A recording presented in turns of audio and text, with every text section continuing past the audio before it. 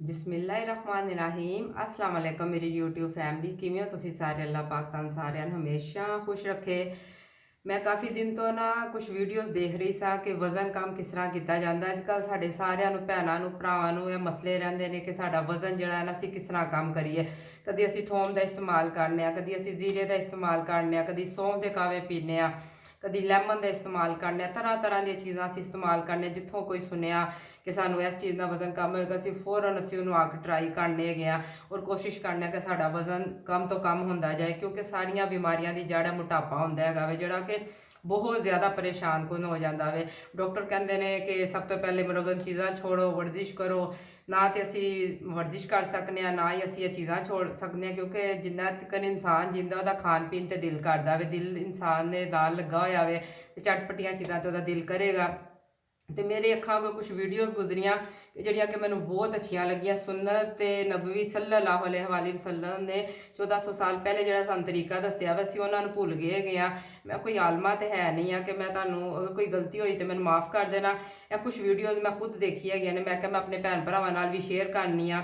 ਉਹਦੇ 'ਚ ਸਭ ਤੋਂ ਅੱਛਾ ਤਰੀਕਾ ਜਿਹੜਾ ਲਿਖਿਆ ਹੋਇਆ, ਜਦੋਂ ਅਸੀਂ ਸੁਬਾਹ ਉੱਠਨੇ ਆ ਤੇ ਨਮਾਜ਼ ਤੋਂ ਬਾਅਦ ਜਦੋਂ ਤੁਸੀਂ ਚਾਹ ਵਗੈਰਾ ਪੀਂਦੇ ਹੋ, ਜਿਹਨੂੰ ਅਸੀਂ ਕਿ ਬੈਡ ਟੀ ਪੀਣ ਦੀ ਸਾਨੂੰ ਆਦਤਾਂ ਨੇ, ਜਿਹੜੇ ਮਤਲਬ ਕਿ ਬੜੇ ਅੱਜ ਕੱਲ੍ਹ ਲੋਕ ਕਹਿੰਦੇ ਸਾਡੀ ਉਨੀ ਦੇਰ ਅੱਖ ਨਹੀਂ ਖੁੱਲਦੀ ਜਿੰਨੀ ਦੇਰ ਅਸੀਂ ਚਾਹ ਨਹੀਂ ਪੀਂਦੇ ਆ। ਇਹਦੇ ਨਾਲ ਸਾਡਾ ਮੋਟਾਪਾ ਬਹੁਤ ਜ਼ਿਆਦਾ ਹੁੰਦਾ। ਤੇ ਸੁੰਨਤ ਤਰੀਕੇ ਦੇ ਮੁਤਾਬਿਕ ਸੁਬਾਹ ਉੱਠ ਕੇ ਅਗਰ ਅਸੀਂ 4 ਗਲਾਸ ਪਾਣੀ ਦੇ ਪੀਵਾਂਗੇ तो साड़ा वज़न बहुत तेज़ी ना कम होना शुरू हो जाएगा। बहुत ज़्यादा मुश्किल काम है सुबह खाली पेट 4 गिलास पीना। और अगर नीम गर्म होए तो यदा होर भी ज़्यादा फायदा होंदा वे। मैं खुद पीनी नहीं है कि मैं कहती होवां कि मैं पीनी आ तो मैं तुहानूं कहांगी कि तुसीं भी पियो, लेकिन यह सुन्नत नबवी सल्लल्लाहु अलैहि वसल्लम के मुताबिक यह तरीकाकार है कि मैं वो वीडियो देखी और बकायदा लोगों के वज़न कम होए ने। मैनूं बड़ियां सारियां गल्लां अच्छियां लगियां, मेरा दिल कीता कि मैं तुहाडे नाल शेयर करा। फिर ਉਹਦੇ ਵਿੱਚ ਲਿਖਿਆ ਹੋਇਆ ਸੀ कि मतलब हदीस ਦੇ ਮੁਤਾबिक कि ਅਸੀਂ वाकई पानी ਦੇ खाने ਦੇ दौरान ਅਸੀਂ गिलास फड़ ਲੈਂਦੇ ਆ ਤੇ ਘੁੱਟ-ਘੁੱਟ ਪਾਣੀ ਪੀਂਦੇ ਰਹਿੰਦੇ ਹੈਗੇ ਆ, ਜਿਹੜਾ ਕਿ ਇਹ ਬੜਾ ਗਲਤ ਤਰੀਕਾ ਹੈਗਾ ਵੇ। ਜਿਸ ਤਰ੍ਹਾਂ ਕਿ ਅਸੀਂ ਅਗਰ ਸ਼ੁਰੂ 'ਚ ਹੀ गिलास ਪਾਣੀ ਦਾ ਪੀ ਲਈਏ, ਉਹ ਸਾਡੀ ਬਿਮਾਰੀਆਂ ਦਾ ਵੀ ਖਾਤਮਾ ਹੁੰਦਾ ਵੇ, ਸਾਡਾ ਵਜ਼ਨ ਵੀ ਇਹਦੇ ਨਾਲ ਕਮ ਹੁੰਦਾ ਹੈਗਾ। ਦਰਮਿਆਨ 'ਚ ਵੀ ਨਹੀਂ ਪਾਣੀ ਪੀਣਾ ਤੇ ਅਖੀਰ 'ਚ ਵੀ ਨਹੀਂ ਪੀਣਾ ਹੈਗਾ। फिर उस तो बाद लिखा हुआ कि नबी सल्लल्लाहु अलैहि वसल्लम के कोल एक आदमी सहाबी आए तो उन्होंने कहा कि मैं पानी पीना तो मैं सैराब नहीं होंदा। आप सल्लल्लाहु अलैहि वसल्लम ने फरमाया कि जानवरों की तरह पानी ना पियो, गाय ज़राफ़ा और ऊँट की तरह पानी मत पियो, चिड़िया की तरह चूस चूस के पानी पियो। और यह गिलास जड़ा अगर असीं उहनूं 32 घूंटां दे विच सांसां दे विच पानी पीआंगे तो यदा सानूं बहुत ज़्यादा फ़ायदा होएगा। चिड़िया की तरह हल्के फुल्के रहोगे। गलती कुताई माफ़ कर देना। मैं मुख्तलिफ वीडियोज़ देख रही सा और मैं सारा जड़ा मवाद है ना इन्हां वीडियो च जमा किया। मैं कोई आलमा नहीं है, लेकिन मैं गल्लां यकीन करो बहुत सारियां अच्छियां लगियां ने।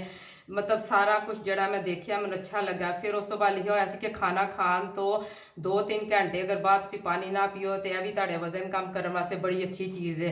तो बड़ा आसान तरीका है पानी दे नाल वज़न कम करने का तरीका हैगा वे। पानी नूं चूस चूस के पीना वे। कहते हैं जदों असीं पानी चूस चूस के पीने जड़ा अल्लाह ताला ने साडे अंदर लबलबा रखिया होया वे, जड़ा कि शुगर जिन्ना हुंदी ओह खत्म हो जाता है। जो असीं चूस चूस के पानी पीने और ज़्यादा तो ज़्यादा अंदर जाता वे, साडियां बीमारियां का खात्मा करदा वे और उहदे नाल साडी चर्बी वगैरह पिघलदी हैगी है।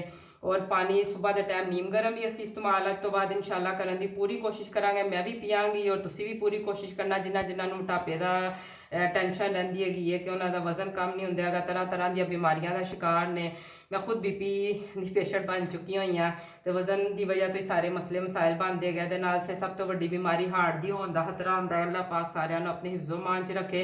तो पानी दे नाल इलाज मैनूं मिलिया तो मैनूं बड़ा अच्छा लगा। तो तुसीं भी ज़रूर ज़रूर वीडियो नूं ज़्यादा तो ज़्यादा शेयर करना और इंशाअल्लाह ताला पानी के जरिए असीं बड़ा कुछ अपना बीमारियां का खात्मा कर सकते हैगे आ। और पानी जदों भी असीं पीना वे तो बिस्मिल्लाहिर्रहमानिर्रहीम करके सीधे हाथ दे नाल पढ़ना वे। और जिस तरह सुन्नत तरीका हैगा वे 3 घंटा च। और फिर अगर ज़्यादा प्यास हैगी है तो ज़्यादा तेज़ी नाल नहीं पीना हैगा, घुट घुट लैके असीं पीना हैगा। चूस चूस के हुक्म आया पीन का।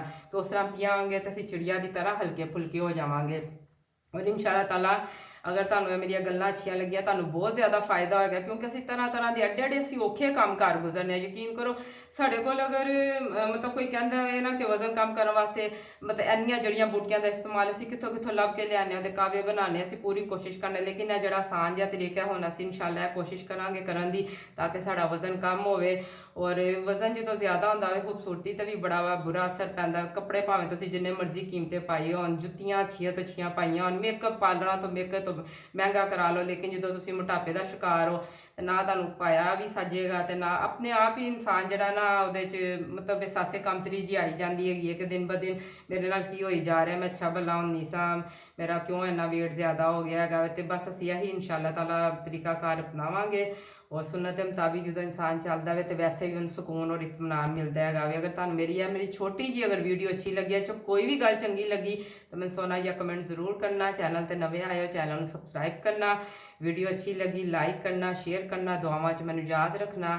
ਐਸੀ ਦੁਆ ਨਾਲ ਤੁਹਾਡੀ ਭੈਣ ਤੁਹਾਡੇ ਕੋਲ ਇਜਾਜ਼ਤ ਚਾਹੇਗੀ। ਅੱਲਾਹ ਪਾਕ ਤੁਹਾਨੂੰ ਸਾਰਿਆਂ ਨੂੰ ਮਦੀਨੇ ਦੀ ਜ਼ਿਆਰਤ ਕਰਾਵੇ ਇਨਸ਼ਾਅੱਲਾ। ਫਿਰ ਮੈਂ ਕਿਸੇ ਹੋਰ ਰੈਸਪੀ ਨਾਲ, ਕਿਸੇ ਹੋਰ ਐਮਟੀ ਨਾਲ ਇਨਸ਼ਾਅੱਲਾ ਤਾਲਾ ਤੁਹਾਡੇ ਨਾਲ ਕਰੀਬ ਮੁਲਾਕਾਤ ਹੋਵੇਗੀ। ਅੱਲਾਹ ਹਾਫਿਜ਼।